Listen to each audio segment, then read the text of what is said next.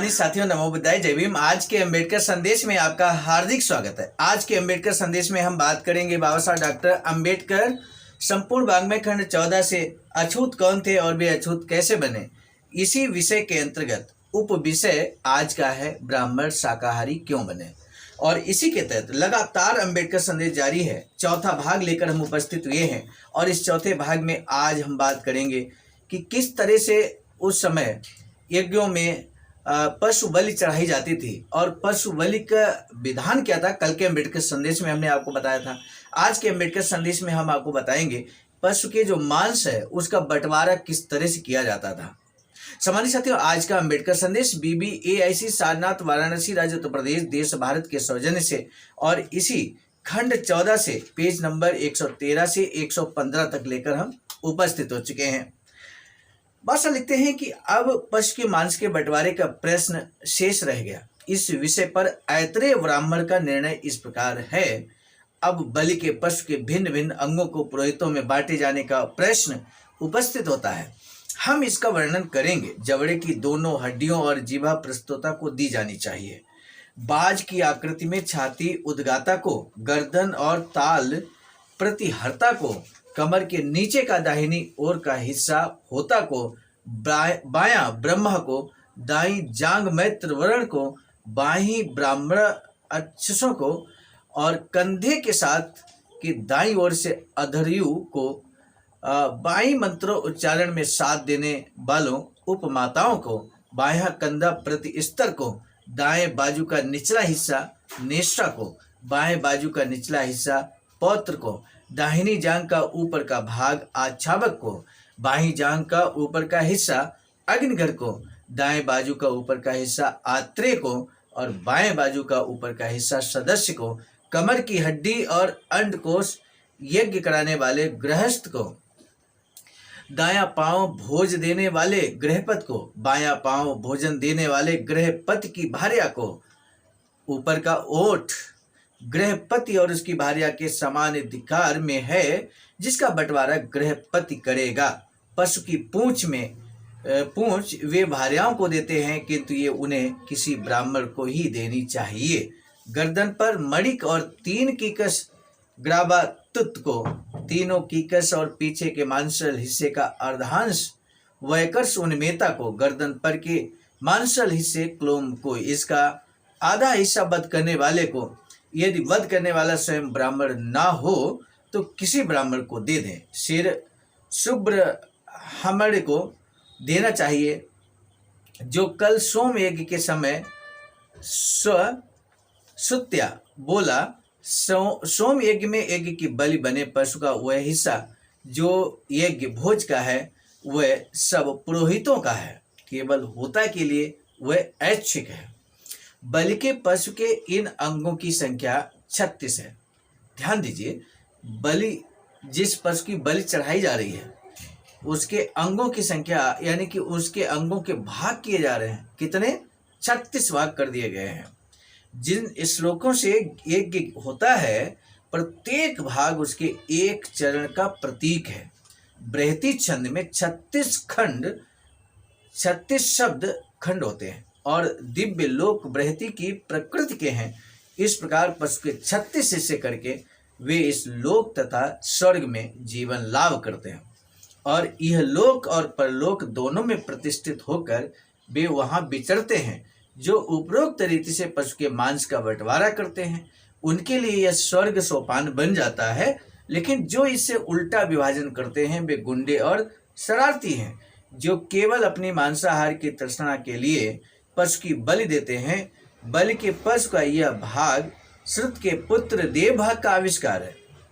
जब वह इस जीवन में जी रहा था तो उसने इस रहस्य को किसी को भी नहीं सौंपा, किंतु किसी अलौकिक देवदूत ने बव के पुत्र गिरजा को सब समाचार कह दिया। उसके समय से पुरुष इसका अध्ययन करते हैं। ऐतरेय ब्राह्मण में जो कुछ कहा गया है उससे 2 बातें असंदिग्ध तौर पर स्पष्ट होती हैं। एक तो यह कि बलि के पशु के सारे मांस को ब्राह्मण ही ले लेते हैं। एक जरा से टुकड़े के अतिरिक्त वे यज्ञ कराने वाले गृहस्थ को भी कुछ न लेने देते हैं। दूसरी बात यह है कि पशुओं का वध करने के लिए ब्राह्मण स्वयं कसाई का काम करते थे। सिद्धांत की दृष्टि से यज्ञ में जिस पशु की बलि दी गई है, ब्राह्मणों को उसका मांस नहीं खाना चाहिए। यज्ञ का आधारभूत सिद्धांत है कि मानव देवताओं के प्रति अपने आप को बलिदान करता है। यज्ञ का आधारभूत सिद्धांत क्या है? मानव देवताओं के प्रति अपने आप को बलिदान करता है। वह अपनी जान बचाने के लिए ही अपने के बजाय पशु की बलि देता है। इसका यह आशय हुआ कि जो पशु का मांस खाता है वह आदमी का ही मांस खाता है, क्योंकि यहाँ पशु आदमी का ही स्थानापन्न है। यह मत ब्राह्मणों के स्वार्थ के लिए बड़ा घातक था।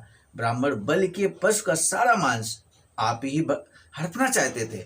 ऐतरेय ब्राह्मण ने जब देखा कि इस मत को स्वीकार करने से ब्राह्मणों के हाथ से बलि के पशु के मांस के निकल जाने की आशंका है, तो उसने प्रयत्न पूर्वक इस मत को सीधे सीधे अस्वीकार करके उसकी व्याख्या करने का प्रयत्न किया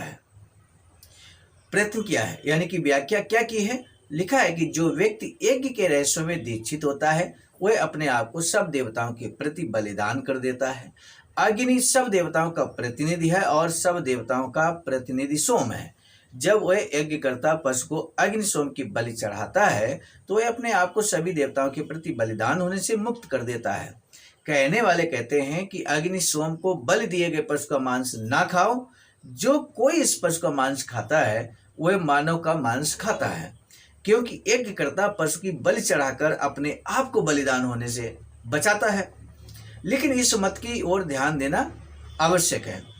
इन बातों के रहते अब ये सिद्ध करने के लिए किसी और प्रमाण की आवश्यकता नहीं कि ब्राह्मण न केवल गो मांसाहारी थे अपितु कसाई भी थे। तब ब्राह्मणों ने पैतरा क्यों बदला? हम उनके पैतरा बदलने की बात के दो हिस्से करते हैं। पहला, उन्होंने गो मांसाहार क्यों छोड़ दिया। हम बात करेंगे अगले अम्बेडकर संदेश में कि ब्राह्मणों ने गो मांसाहार करना क्यों छोड़ दिया। आज के अम्बेडकर संदेश का जो महत्वपूर्ण प्रश्न है वो यह है कि जिस पशु की बलि दी जाती थी उसके कितने हिस्से किए जाते थे, यानी कि बलि के पशु के अंगों की संख्या आपको बतानी है। आसानी से इस प्रश्न का जवाब आप दे सकते हैं।